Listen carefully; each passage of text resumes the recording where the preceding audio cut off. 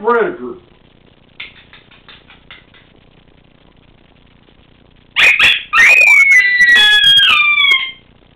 Hello everybody, this is Steve Bradley, coming back to talk to you.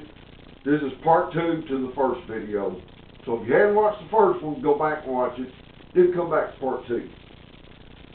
The reason I'm doing this one is I want to add a little bit more, explain a little bit more about how I came up with Coyote Antlers.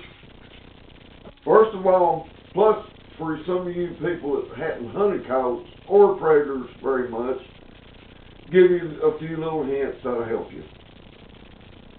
Along that line, the first thing you need to remember is walking into where you're hunting, try not to be seen or make much noise, as little noise as possible. That will improve your odds 99%. However, I have walked in and made a lot more noise than I expected to. Plus, if you got people with you that don't really know that much about moving through the woods,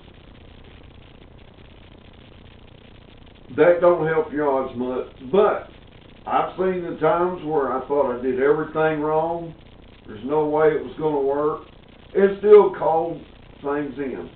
Probably just out of luck. Could be I ran the coyotes or whatever, the bobcats, out on the way in, and my calls brought some in from a further distance that didn't know I was around. It just takes a little bit longer calling when you do that way. Always be careful coming in, and always check the wind. You don't want the wind blowing your scent. It's like hunting anything else. You don't want the wind blowing your scent into where you're going to be trying to call. Try to call into the wind and let it carry your scent away from the area. So, that's the two main things. Noise discipline and watch the wind. Sometimes if it's too windy, it don't matter what kind of call you got, it's going to blow your sound the wrong direction. You can do a crosswind, but it's better to blow into the wind. The rest of it, talk to people that have hunted a lot, go with some of the people, or you can do it trial and error, which is fun also. The way this got started is, many years ago, I started coyote hunting. I didn't know what I was doing. I was a young man, and there was probably a lot more calls on the market than I knew about, but the most common one was just called a varmint call. That's the only one I knew about at the time. I think they had a few tapes back then, not many. And they even had some 45 records you could play on a record player with a loud amplifier and big speakers. But basically they had what they call a varmint call. And it was fun. It did the same thing. Then, about 10 years ago, I decided to start coyote hunting again. I did a lot of coon hunting in between times. And life takes you on different journeys. You get distracted. You do different things. But I decided to start coyote hunting again.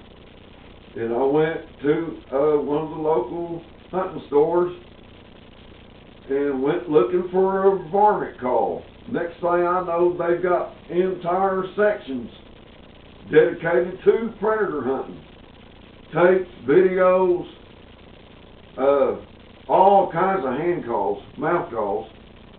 And over the years, I bought them all. I love every one of them.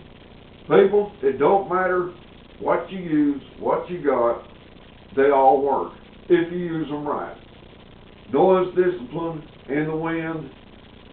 You don't use the same calls over and over again in the same spot. You don't call in the same spot every time. Use your imagination, a little bit of common sense, and you're going to be real happy. I made a call a few years ago out of a piece of bamboo, and I put a reed in it. I've got it attached to the other calls I wear. And it sounded like this. Not real loud, just a simple little call. It brings in stuff that's close to you. You want to get them to come a little bit closer. I'm really real happy with this one. Well, I had some friends come over one day and we were talking and they were looking. I had accumulated a bunch of deer antlers. And somebody said, why don't you do something with them? Because I had just a big pile of them. I said, yeah, I might someday. I've just been hanging on to them.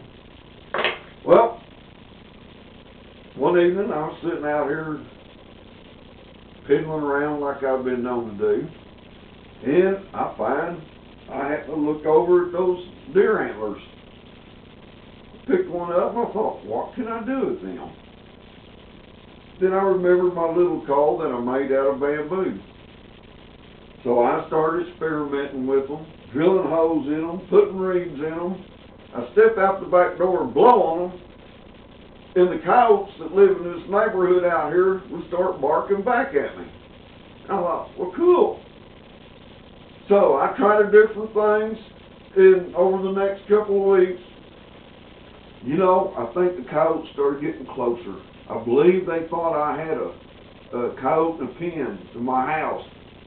And I finally found a combination of the reed and the deer antler that I like, that works good with me. Took it out and tried it, and it works.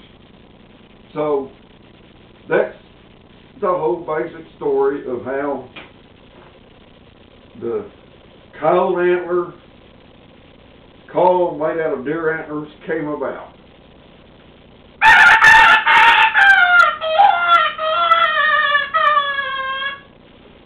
Anyway, y'all enjoy coyote hunting, predator hunting, and you'll even notice when you get out and start calling, the red-tailed hawks will even come in and try to see what's going on.